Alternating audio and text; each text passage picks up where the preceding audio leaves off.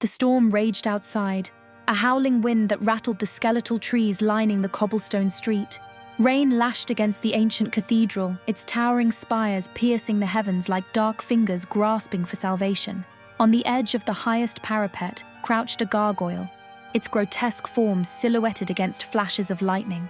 But this was no ordinary gargoyle. Margaret knew this truth deep in her bones. The moment she set foot in the abandoned cathedral, she felt its presence, a cold weight in her chest, a whisper of dread at the base of her spine. The gargoyle's stone eyes seemed to follow her as she ascended the spiral staircase, her lantern casting flickering shadows across the damp walls. She had come seeking answers, but the cathedral's silence promised only secrets. Margaret was no stranger to darkness. A historian by trade, she had spent years unraveling the stories of forgotten places. Her latest obsession was the legend of the Black Gargoyle of Saint Morrow, said to guard the cathedral against those who dared to disturb its cursed relics. Locals whispered that the gargoyle had once been human, a woman condemned to eternal stone for betraying the church. She reached the top of the tower, her breath fogging in the icy air. There it was, hunched at the edge, rain sluicing off its wings. The gargoyle's expression was one of frozen agony, its claws digging into the stone as if trying to escape. "You can hear me, can't you?" Margaret's voice trembled as she stepped closer. The storm roared in response, drowning her words. She raised the lantern higher, the light illuminating the grotesque details of the creature's face, the sharp teeth, the hollow eyes, the faint impression of tears carved into its cheeks. And then it moved. A crack echoed through the tower as the gargoyle's head turned, its stone lips parting to release a sound that was neither human nor beast. Margaret staggered back, nearly dropping the lantern. The creature's voice was a rasp, like the grinding of ancient tombstones. "Why have you come?" it demanded, each word dripping with malice. Margaret forced herself to stand firm. "I seek the truth. Who were you? Why were you cursed?"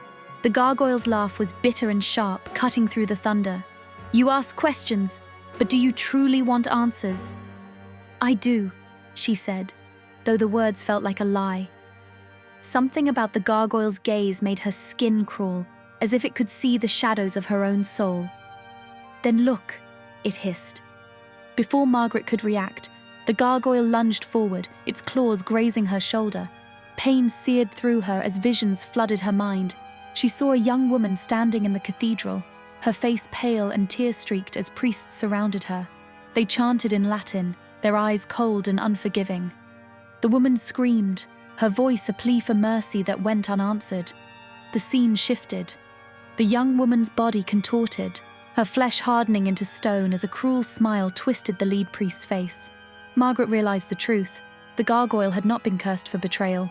She had been punished for defying a corrupt church, for exposing their lies. Margaret's knees hit the stone floor as the vision faded. The gargoyle loomed over her, its wings outstretched, blocking the storm's fury. "Now you know," it said, its voice softer but no less menacing. "Will you leave this place, or will you share my fate?" Margaret clutched her shoulder, blood seeping between her fingers. "What do you want from me?" The gargoyle's eyes gleamed. "Justice." The word hung heavy in the air. Margaret knew what it demanded. She would have to expose the truth, to bring light to the darkness that still clung to the cathedral's walls.